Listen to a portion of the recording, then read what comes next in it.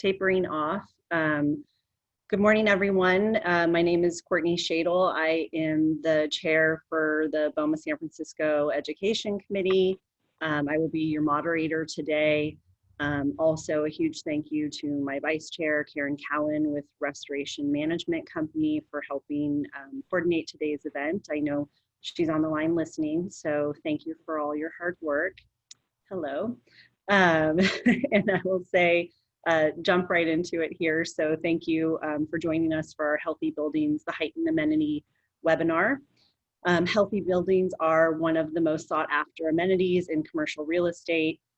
Building owners and managers recognize the importance of providing buildings that are safe and healthy for our occupants. So what makes a building healthy? This is what we'll be trying to address today. We will get right into it later today as we have a lot to cover. But first, I would like to thank our sponsor, Gridium, and turn it over to Tom Arnold with Gridium to say a few words. Yeah, thank you, Courtney. I'm very excited for the panel discussion. I think many people know Gridium. We're the energy analytic service provider to many BOMA buildings. And healthy buildings is a very interesting topic because I think lots of things are up in the air in COVID times, but one sort of emerging thesis is that sort of the new high performance standard in commercial real estate is going to be some kind of union of green building and healthy building. And that's very interesting in numerous dimensions because there are lots of overlapping circles here. So very excited to sponsor and look forward to the discussion. And it's just wonderful to see the BOMA community gathered around this topic. Agreed. Thank you, Tom. So now it is my pleasure to introduce our four panelists. There's Tom's lovely headshot for you. So to start off, I will introduce Glenn Good with Tishman Speyer, General Manager for Tishman Speyer at 333 Bush. Welcome, Glenn. Good morning. Thank you. Belinda Lee, Corporate Engineering Manager for Hudson Pacific Properties. Hello. Hello. Alice Smith, Chief Engineer with Able Services. Good morning. And Jason Smith, Vice President Group Manager with JLL. Thanks. Hello. Thank you. Okay, so let's hop into our discussion for today. And for our audience, if you have any questions, please post them in the Q&A box and we will try to get to as many as possible later on in the webinar. So starting us off, Jason, would love to hear from you about what changes, if any, have you made to your building operations to comply with San Francisco's Healthy Building Ordinance? Great. Thanks, Courtney. Hey, good morning, everybody. And thanks again, BOMA, for putting on this educational webinar and Gridium for being a sponsor. Healthy buildings and the environment are important topics, especially during these times. The smoke-filled sky yesterday was pretty rough. And just to think, oftentimes you might take a deep breath to calm down. That's probably the opposite of what we wanted to do yesterday. Regarding the Healthy Building Ordinance, it passed on July 7th and set a new robust cleaning standard. We made a few minor changes when the ordinance passed, but I think that most of us altered our daily cleaning focus in early March when we had normal occupancy. So right before shelter in place in March, I think everyone shifted the focus of the day porter and the cleaning to do deep cleaning of high touch points. That's your entrances, your elevator keypads. And so we shifted the day porter to have a little bit more visibility to the tenants, which built their confidence that we were handling the deep cleaning and disinfecting in our buildings.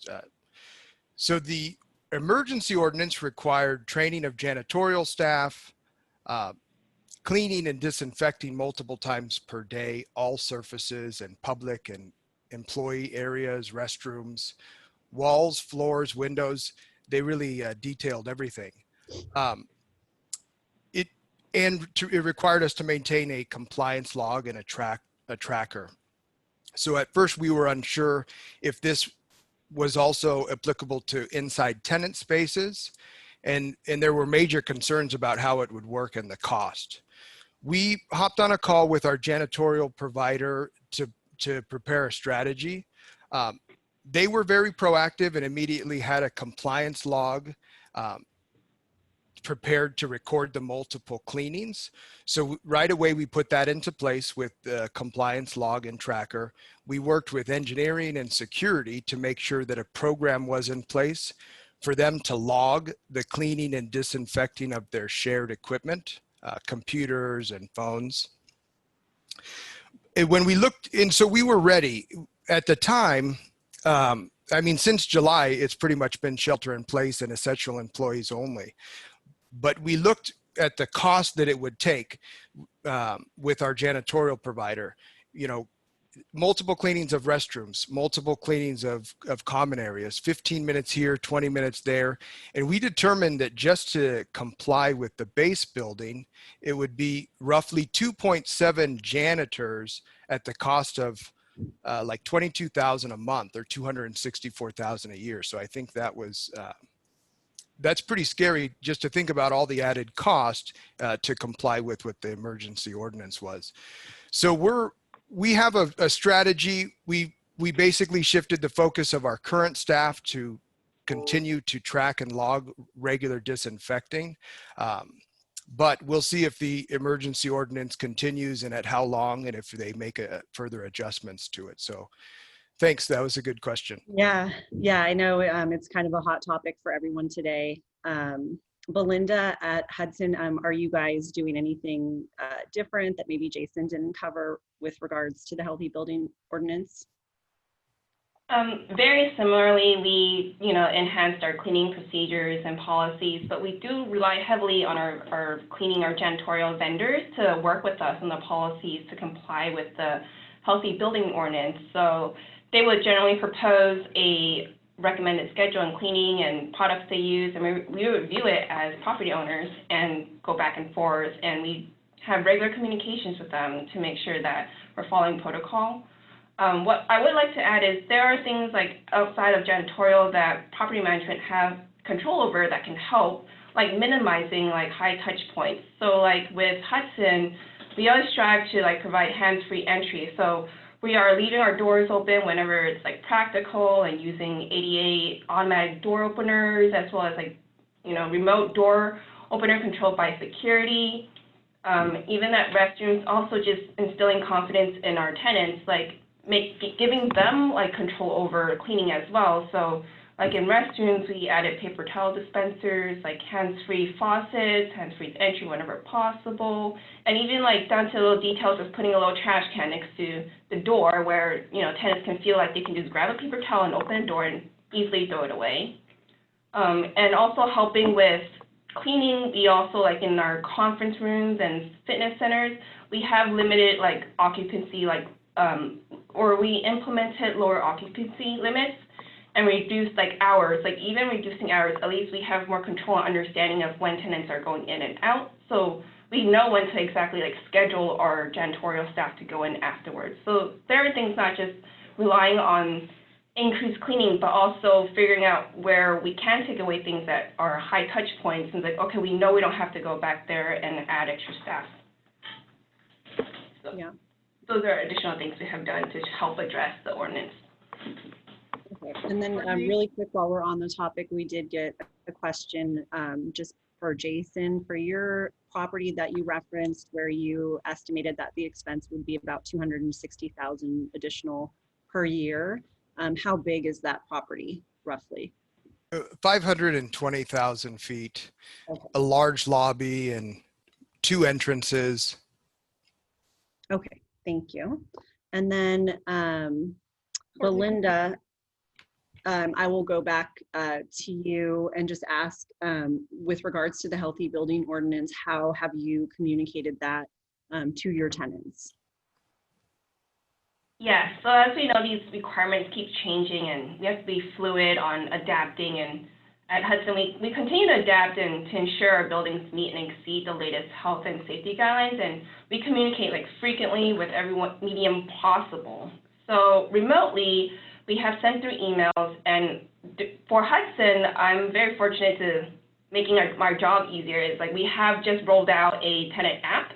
So that goes out not just to our tenant contacts, but down to the end user, and they can receive live real-time updates. So we communicate through the app as well.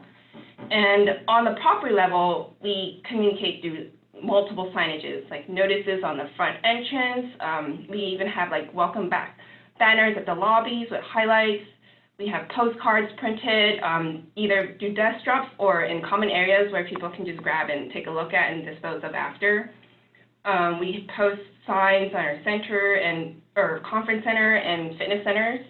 And we also have created like a one-page PowerPoint sign or slide that we can put on our Captivate screens in our elevators, on our TV monitors, our e-directories, and any other digital displays as needed. So we communicate frequently and often. Okay, sure. You mentioned that you guys use an app to communicate with your tenants. What app is that? We use My HPP app, so it's specifically for Hudson properties, and it's available at every single property, and any tenant can download for free, obviously. And we do have like our current frequently asked questions like COVID response loaded in there, and we do update it and refresh often.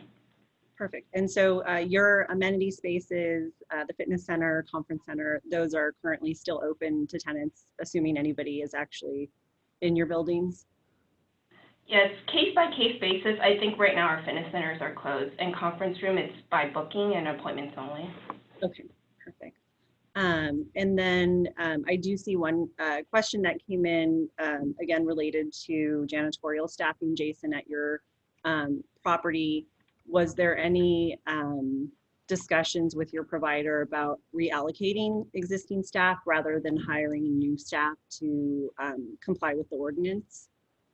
Yes, and we haven't we've had reductions overall in the janitorial cost. If we maintain 3 day porters on a regular basis, if we had this enhanced cleaning that's required and tracking and logging disinfecting specifically, that's how we came up with those added costs, which roughly equate to 50 cents per square foot. But since we don't have many occupants that come into the building, the main focus for the janitorial staff is handling all that extra cleaning.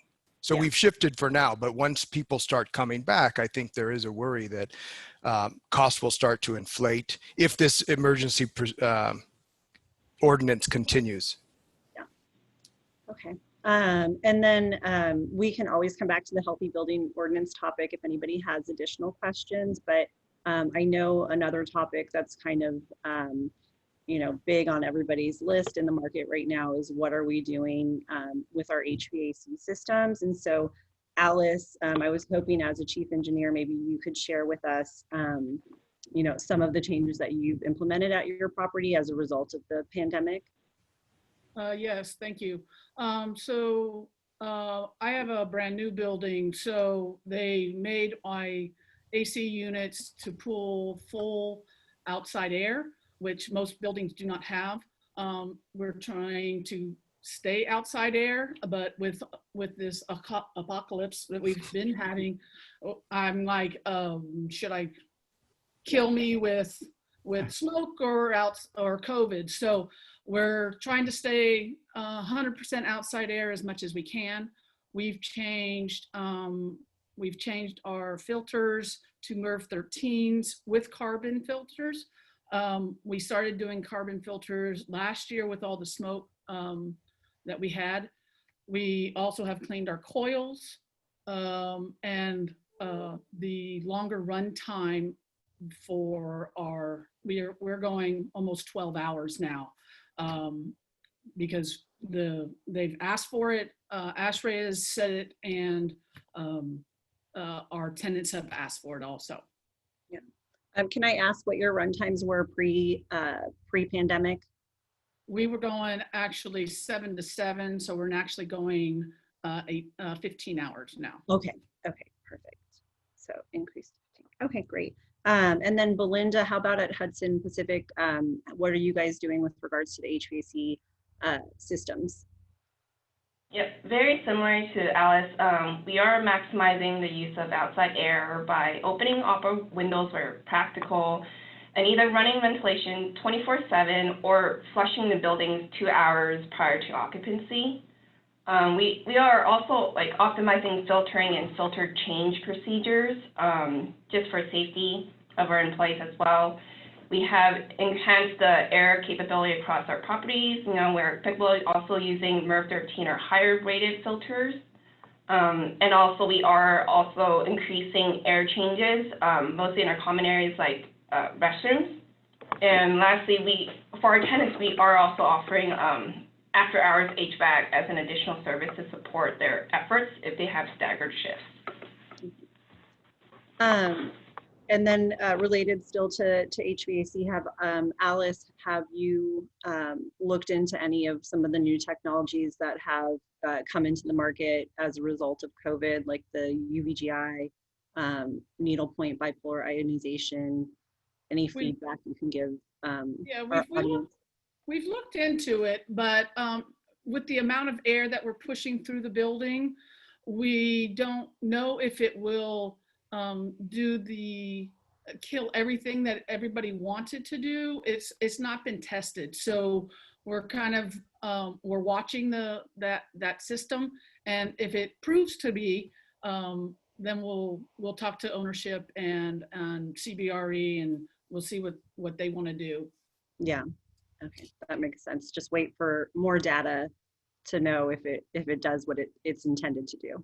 So yeah, there's a lot of things that say that they do things and it doesn't. Yeah. And so another building system, our domestic water systems, what are you doing at your buildings? I know we all have extremely reduced occupancy at our buildings as a result of COVID shelter in place. So what, from a building engineering standpoint, are you doing to make sure those systems stay healthy, stay functioning? We're flushing is mainly what we're doing. We're mindful of the stagnation. We're mindful of what could grow and everything else. We're also mindful of the water situation. So we're trying to see what we can do to easily do things. Engineering has flushed the building once right now. We figured out that our automatic or handless core faucets actually can be programmed. So if the water does not move for 12 hours, it actually flushes itself for 2 minutes. I'm trying to push that type of hands-free faucet and stuff to our tenants, because then engineering actually has to take apart plumbing to flush the water, and it's a 30-minute thing. So it's a time that we actually have and we're doing, but in the long run, we want to do things, everything wants to be automatic, just like everything else. So yeah. And then Belinda, how about you guys? Anything on the plumbing systems, domestic water that's changed for you as a result of COVID or our current reality? Yeah, so same thing along the same lines. We're just flushing regularly all our water using fixtures and equipment like toilets, faucets, bottle refilling stations. We do have that, our engineers work on that, and also our janitorial staff. We try to have them just turn it on at least daily. And we also, in addition, like along the lines of water, we have disabled some drinking water fountains as appropriate to limit people having to use those, I guess, the fountains, like touching it, different surfaces, but we still have like water refilling stations available. Okay. We also just communicate with our tenants. One thing that most people forget is like their ice makers. You're just sitting there, so whenever they come back, we have to tell them, hey, you have to empty out your ice makers. So. Yeah, very good point. So, and then we just got a question. How many times do you flush the auto faucet system, Alice? The auto faucet system is actually flushing itself at this point. The other ones we're trying to get to monthly. We're trying to get to them as much as we can, but we're trying to do it at least monthly. Okay. And then, so another thing that we thought would be relevant for today's conversation is the Fitwell certification. And so would like to go to Glenn here first, as I know he's recently submitted for his Fitwell certification, so the process is fresh in your mind. And when did you start exploring the Fitwell certification for your property, and why? Good morning again. Thank you, Courtney, and thank you for the opportunity. We really started exploring the Fitwell certification process when we achieved LEED Platinum at 333 Bush. Earlier in 2019, we achieved LEED Platinum we transitioned from LEED Gold to Platinum. We were very proud to achieve the highest honor on that. And a part of that process is when we surveyed our tenant base, at 333 Bush, over 75% of our tenants, when we asked them through the Kingsley survey about what they really wanted to see in terms of the building in going forward with, all of 75% said we wanted to see the building really get more healthy.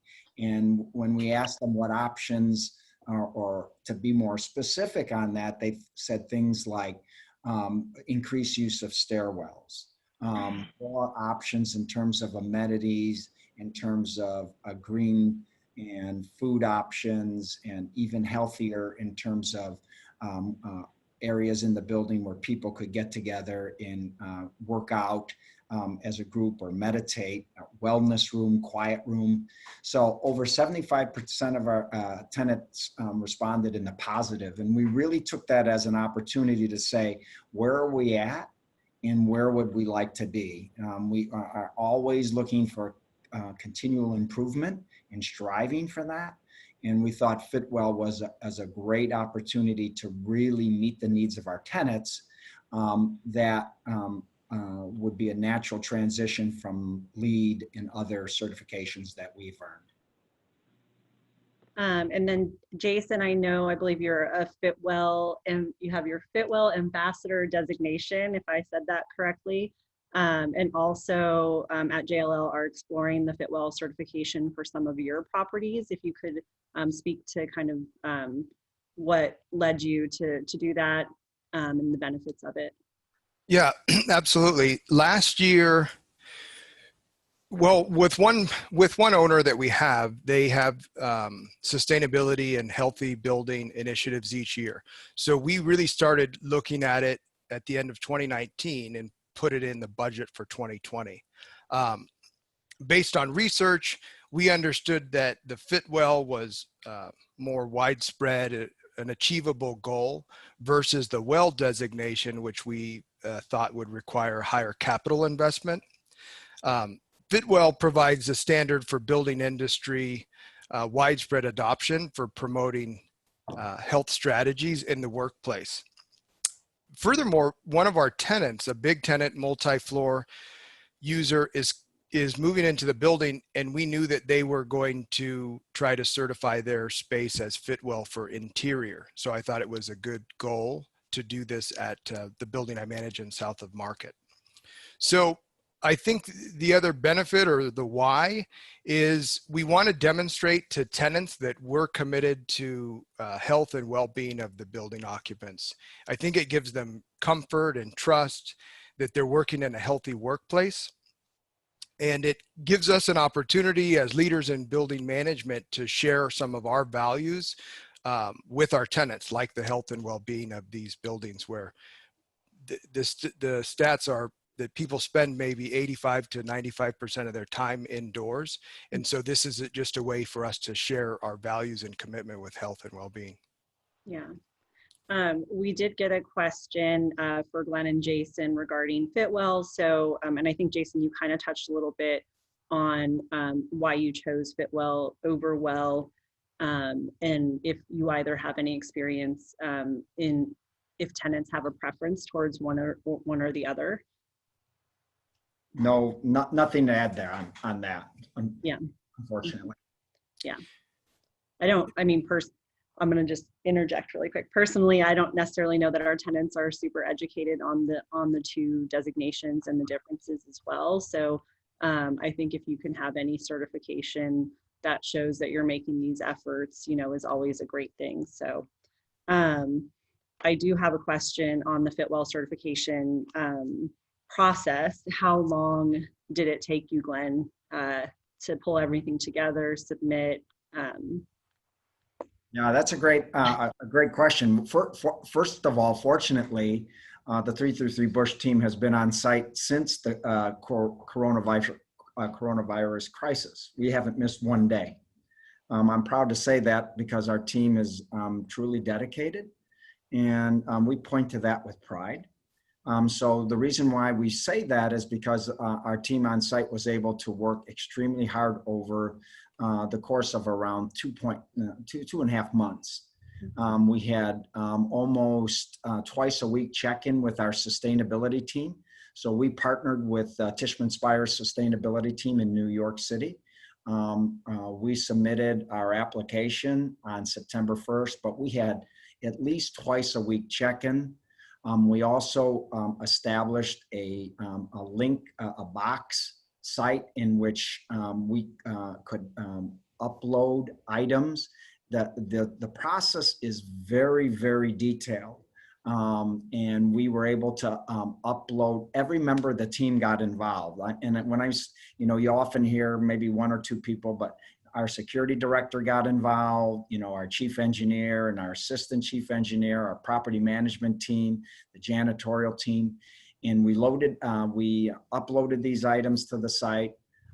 We were able to cross-check about what we needed and what items were outstanding. But it took around 2.5 or so months and to collect everything. One of the things that is really, really important if you're going to pursue that certification is there are a lot of forms that you have to fill out in terms of certification. So for example, they'll say, we want you to outline let's just say a green purchasing policy. Well, if you're LEED certified already, you have a green purchasing policy. But they'll ask for other things as well. Probably around 25 to 30 policies they want you to certify or ensure that you have on some platform in your building, whether it be Angus in your tenant manual or some sort of, we not only upload it to Angus, but we also put it in our Zoe app. Tishman Speyer utilizes a trademark app called Zoe that is exclusive for Tishman Speyer tenants. So you have to really have those policies can be, for example, there's a policy on window shades. So not a lot of people know that about Fitwel, but you have to have a policy on window shades in terms of how often those shades are lowered, how often do you encourage tenants to lower that, at what height, and what's the communication process that you share that with tenants that are existing as well as new. So it becomes pretty detailed, but it's really pretty cool when you get everybody involved in the process. Yeah, of course. Jason, was your certification process similar to Glenn's, like as far as time and experience? We're in the middle of it, just about to submit at the end of September. So we are using a consultant, the consultant who handles our LEED certification as well. And from the onset, he said we should be allocating 20 to 24 weeks from inception to completion. The first step or the first phase was a gap analysis. So he came on site, we surveyed the building, did an assessment of how many total points we could possibly achieve by filling out the scorecard. And then and then we made the determination to move forward with that. So the second phase is all of the documentation that Glenn is mentioning, uploading it to the Fitwel portal, changing building policies, maybe signage. Our facility changed from not just no smoking, or we're a no smoking facility now. So it's not just the, like inside of the building, no smoking, it's the entire property. So as we submit at the end of September, it would be roughly 6 to 8 weeks before we hear back everything from Fitwel and hope to get a certification. Okay, so you're looking at this year. That's good. So another question related to the Fitwel certification. Are you aware of any modifications that they made to that certification as a result of the COVID pandemic? Yeah, so Fitwel came out with a viral response module on July 16th. So it provided, basically it's supposed to do an annual certification of the policies and practices on mitigating the risk of infectious disease. And so Fitwel will be able to do this at a company level or with individual buildings. So the module's being developed with input from health experts and industry leaders. And I think it's important too, because businesses, as they develop their plans to safely come back into the building, they can partner with the Fitwel viral module just to make sure that their policies are meeting kind of the latest and greatest in research and safety.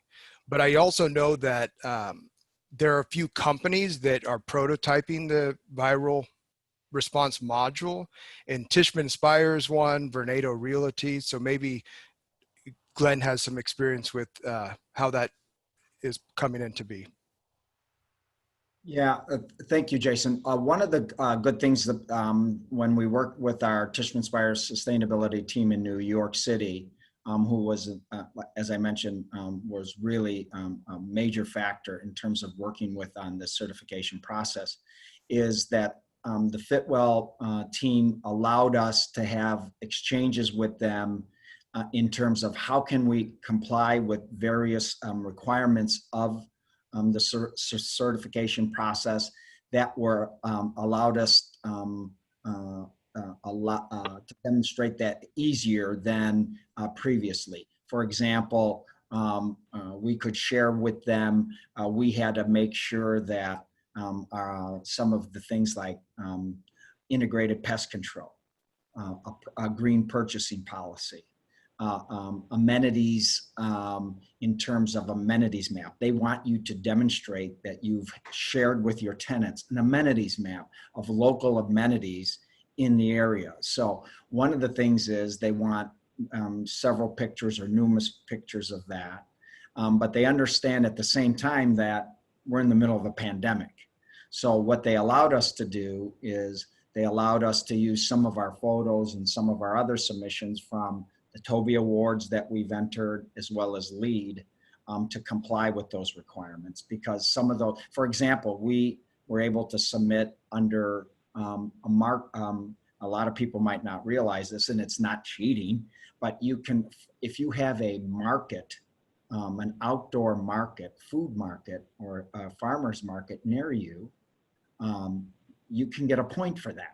So we do. So right down Sutter Street, as you know, in adjacent to many of the buildings here, there's a farmer's market. Well, you can't get a picture of the farmer's market right now because it's closed. But we were able to utilize the opportunity to upload a photo of when we had some items out on our plaza in which we had a fair in terms of vendors come here and display their items in terms of like honey and other sustainable items. So they allowed us to do that to qualify under that. So they were a lot more flexible in terms of that because of the pandemic. And I think they really are going out of their way to try to be very flexible, as Jason said, because they really understand the importance and realize that not everybody's going to be able to go out and demonstrate compliance with some of the sections of the certification now because things are closed. Yeah, reasonable. Yes, Um, they're being very reasonable. Yeah. And if I can jump in, so Hudson Pacific Properties is a Fitwel champion. We recently signed in beginning of this year. So we are committed to certifying at least 6 of our properties, but since then we have evaluated and we have committed more than 6 properties. And during this whole time, we started our Fitwel process before COVID, and we have submitted some before COVID, and then there are some that were being submitted during COVID. So we were asking, like, do we need to enhance any of our cleaning policies? I mean, sometimes we couldn't even, with the disinfectants we're using, like it wouldn't really meet green cleaning policies. So during this whole time, as we were working on our submissions, Fitwel has been really great with communicating with us, like, hey, as we're developing this viral module, here are suggested language that you can put in and implement if possible. So they are very good and flexible with like what they're willing to accept and working with the properties to make sure that it's reasonable. And what I want to emphasize is that with the Fitwel, the healthy building certification is separate from the viral module, and one really emphasizes on wellness of the building, whereas the other one is safety, which is the viral module. And the viral module is an annual certification, while the healthy building is a 3-year certification. And Hudson recently just signed up and registered to incorporate this viral module across the portfolio. We haven't gotten into the nitty-gritty of it, but they do have basically 3 categories they focus on, which is like enhanced indoor environments, encouraging behavioral changes, and also building occupant trust. And the viral module, I would add, it's definitely more policy-driven than, I guess, the design environment around the tenant spaces. So that's what I wanted to emphasize. And then while I have you, do you have any other recommendations for ways we can modify our buildings, our building operations to build tenant confidence that we haven't covered yet? First thing is definitely have a reintegration plan and communicate with your tenants and your staff. With Hudson, what we're doing, we're taking a 4 C's approach to reintegration, which emphasizes communication early, often, and with everyone, confidence, safety focus, cleaning and operational procedures, convenience, so emphasis on efficient access, like anything that can be hands-free will be great, and cooperation. Everyone plays their part, and we're all just trying to figure this out together. And I think another really helpful thing for us and made it easy on our teams is we created this FAQ document that is available to everyone through our tenant app, and it just really makes one message clear, and we're not giving different directions or different information from different like employees or staff. It's just one document that we reference, and we do update frequently to make sure we're giving the right information. And lastly, that I wanted to point out as a resource to throw out there, there is this USGBC Healthy Building Alliance. It was created in the LA chapter, but this isn't a certification, but it is a group of people that if you just need general guidance or help, or if you're starting from scratch, they really don't have any like level experience requirements, you can reach out to them, and they will give you guidance on like working on your policies and things you can implement at your property. So that's, I think, another great resource that people can use. So I do that question also, if anybody else on the panel wants to address it, maybe something that you're doing at your property or properties that we didn't cover today that you know, have recommendations for our audience today on things to consider. Yes, I'll take this one. The other things that we've done at 350 Bush, between a collective of teams of CBRE, Gemdale, my ownership, and the team on site, we have changed our the way we let people into a building. We have actually shut our building down, and it's a card access and contactless. With the ADA, of course, because the city requires it. We have also shut down the middle turnstile going into each of our elevators banks. Then we have designated the outside two turnstiles as in and out. We have also added a security guard on each bank that can push buttons so nobody has to touch anything, and we don't have to have janitorial right there. And the guard is also there so everybody just doesn't jump into one thing. The other thing that we've done is we have done all kinds of decals that everybody's used to. So we're here being very fluid because the city changes a lot. And we have to show our tenants that we are concerned about them. We are doing the best that we can. And everybody knows that we're all trying to work together. And like Melinda and everybody else has said, communication is key. And our team here has just communicated and communicated and communicated. And it goes both ways with us. Glenn, did you have something to add? Well, we're fortunate. We have a pretty dynamic team in our sustainability division that has offered as a resource to tenants. Not all tenants in buildings have the resources to develop a return to work plan. And you know, if you have, for example, we have the National Park Service here at 333 Bush. Great tenant, but they do not have the resources or the bandwidth to develop a return to work plan that outlines appropriate spacing, develops appropriate protocols. We were able to reach out to them and we were able to assist them and write that for them. So that was just an opportunity in which we were able to show great value to our tenants, and they, you know, obviously they appreciated that.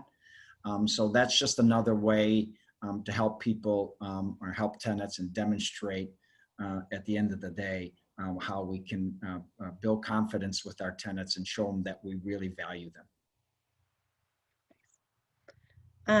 I did have just a kind of a general question again for the audience on the number of people, of tenants, of occupants that you're seeing in your buildings, you know, today versus 2 months ago, and what you guys are anticipating as far as any increase there. I know it varies greatly, you know, tenant type, building type, all of those things, location, but would just love to kind of to see what you guys are experiencing at your properties. So at a couple of mine, some of the larger tech tenants, they are just pushing it out definitely to the end of this year. I think that's what they had said, right? Roughly between April and June, their goal was to return after Labor Day. But I think because of the cases and the continued fear, they just pushed it out to the end of the year. And the retailers are open. We still have a huge construction project at our building. We're finishing up some other capital projects, but I think that most of the tenants are saying at the beginning of the year, but it might not even be in Q1 of 2021. And I think that the master tenant or the company has to feel good about what they're rolling out as far as their process before they even feel safe to bring the tenants close together working in the office. Yeah, that's well said. Anybody have a difference in their experience compared to what Jason just described? No? Okay. I know one other thing that we were discussing prior to the call was the healthy building ordinance and how it has just been temporarily extended, I believe, for 30 days. And I believe the assumption is that that is going to be permanently extended, if not just continue to extend temporarily until this pandemic. Mark, if I could just interject, Mark Intermaggio, who's the executive director, vice president of BOMA San Francisco, has really been, took the lead on that and has been working very closely with Supervisor Peskin To be honest with you, I just received an email that hit from Mark based upon his discussions.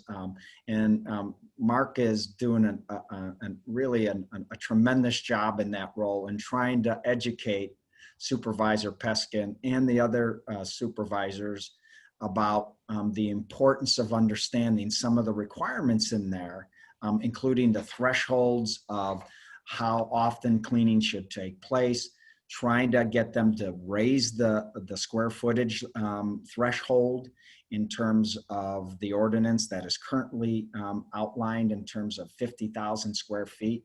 Mark has been a tireless advocate on that, and hopefully he's able to convince Supervisor Peskin to understand that what's currently outlined is really, as you heard Jason said, $250,000.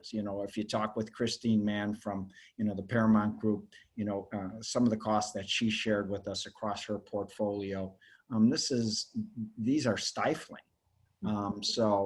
Hopefully we can continue to educate them and they can make some modifications to that. As the hotel council said, and I thought it was really pretty apropos is, we clean the sheets, why don't you clean the streets? I think it's, if we could continue to educate them on that, it would be beneficial. Yeah. And then another question that I have is related to tenant feedback. Are you getting any pushback from tenants on any of the things that have been implemented at the building to date, or requests for even more extensive responses from the landlord? We put together a kind of a re-entry plan. I don't think we branded it as re-entry plan, but we took photographs of the lobby, kind of showed them what they would experience if they were coming back into the building, and their sanitation stations. And then we do provide a lot of communication. I've held a webinar, so I've seen them, and we've just talked through a few of the systems and stuff, including HVAC, and we had the engineer describe the safety or what's the conditions of the building. So I think it's just ongoing communication, but they're still not quite ready, I think, with the risk in coming into the office yet.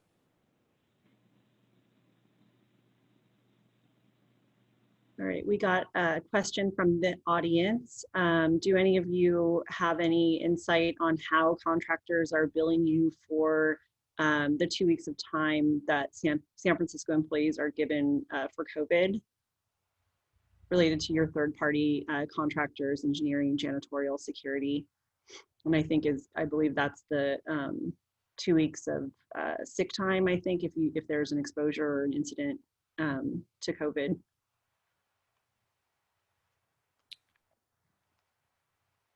I haven't been, we haven't had an employee go out.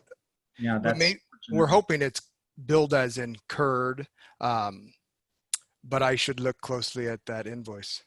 Yeah. I'm not sure exactly yet what their plan is to cover all that potential liability. I think the ordinance says we have to pay. Yeah. So just a bridge we cross when we come to it. Yeah. Okay. I have seen like line items now on some contractor proposals where it's just extra like safety procedures, so it could have been built into that line item. So somehow we're paying for it. Yeah. So we do have 10 minutes remaining. I have asked all of the questions that I had prepared to ask of our panelists today. So from the audience, if anybody has anything that we didn't cover, please feel free to put it in the Q&A and we'll address here in the last 10 minutes. And then while we wait to see if any questions roll in, does anyone on the panel have anything they want to share? I can maybe throw out one more question. So a number of my properties are smaller, under 100,000 square feet. We don't have, full-time on-site engineering, security, even janitorial. Day porters are generally, you know, a shorter shift. I have at one property switched my night janitorial up to start their shift earlier for daytime cleaning, just so we do have that continuous coverage over the course of the day. But specifically related to maybe like engineering and security, I know you talked about holding doors open and things like that. Any recommendations for smaller buildings that don't have access to, you know, that full-time staff, whether it be engineering or security?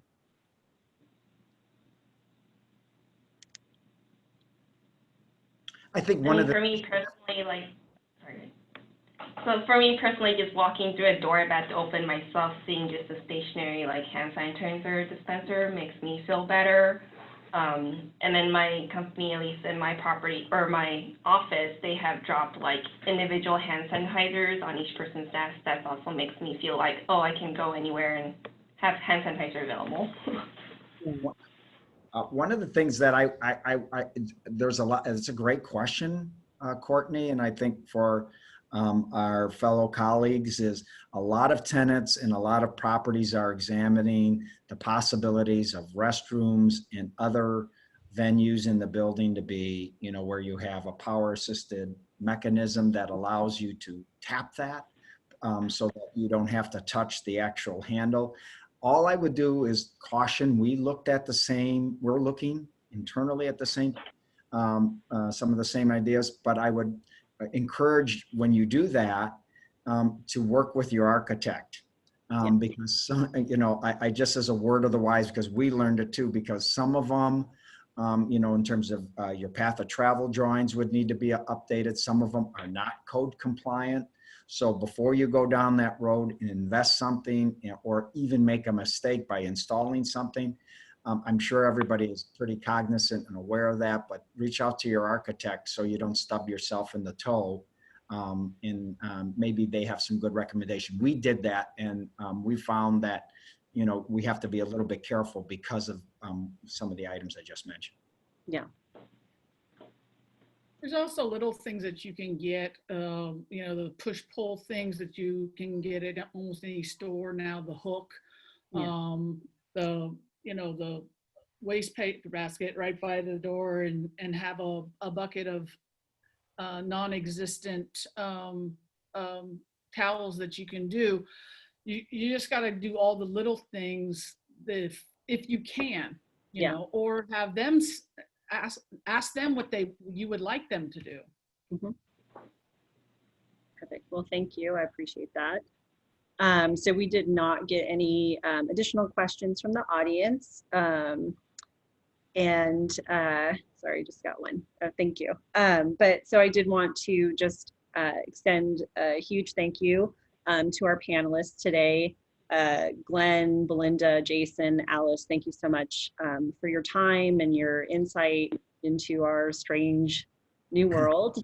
So thank you so much. And I also want to thank Gridium for being our sponsor today. Thank you so much for sponsoring and for introducing your services to those that weren't previously aware. They are a great company.